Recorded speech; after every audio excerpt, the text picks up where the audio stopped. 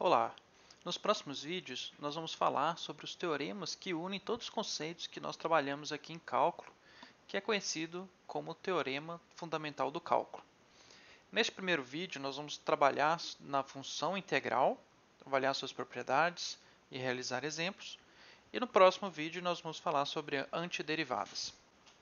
Nós vamos começar com uma observação para lembrar que a variável que aparece dentro da integral, então no caso a gente tem aqui a integral de a até b da função f, é denotada como f de x dx, mas a variável x é só uma variável que nos ajuda a entender com qual respeito a integral está sendo calculada.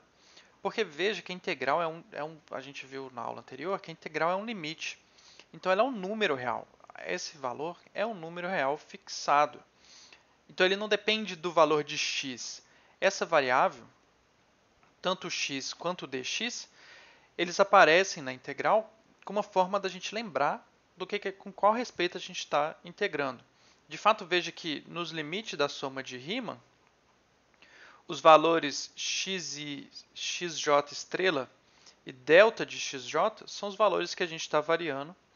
Então, f de x está relacionado com o valor de xj estrela e o valor de dx está relacionado com o valor de delta de xj.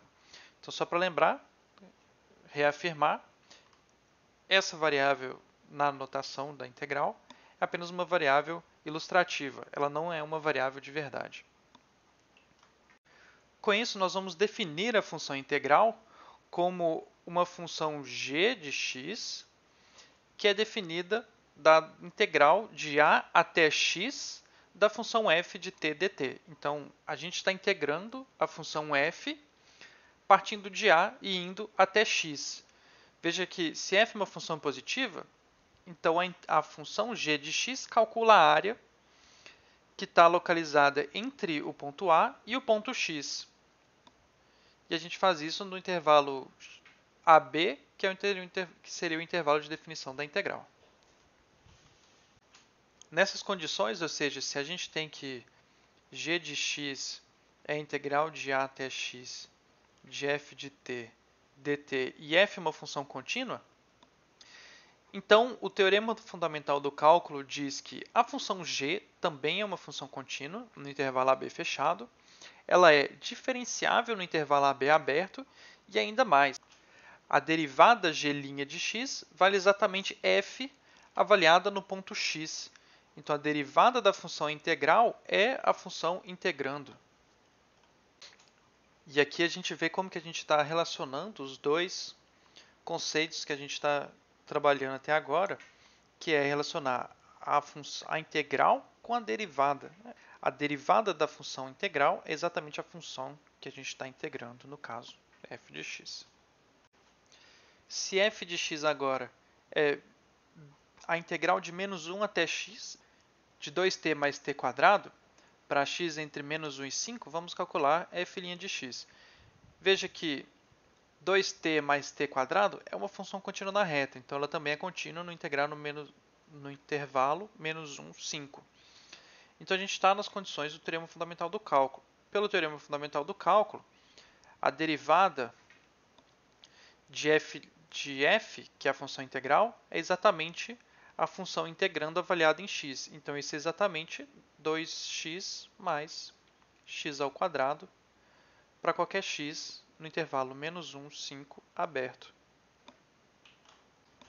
Então, para a gente fazer alguns exemplos, seja f de x a função integral de 0 até x de seno de t dt, e vamos calcular f' de x. Veja que a função seno de πt é uma função contínua, então a integral, pelo teorema fundamental do cálculo, a derivada f' de x é exatamente a função que está dentro da integral avaliada no ponto x, ou seja, isso é exatamente seno de π vezes x para todo x real. Então, simples assim, a gente pode calcular a derivada da função e aí a gente poderia calcular a segunda derivada seguindo as regras que a gente sabe. Então, eu vou deixar como exercício esse exemplo. para a gente poder verificar quais são os pontos críticos, intervalos de crescimento e decrescimento, os intervalos, a concavidade, e verificar se há pontos de inflexão, e esboçar o gráfico da função f, como a gente fez no final da segunda unidade. Bom, eu vou colocar esse exemplo numa folha e anexar aos slides ou na página do Moodle. E por enquanto nós vamos terminar esse vídeo por aqui. Até breve.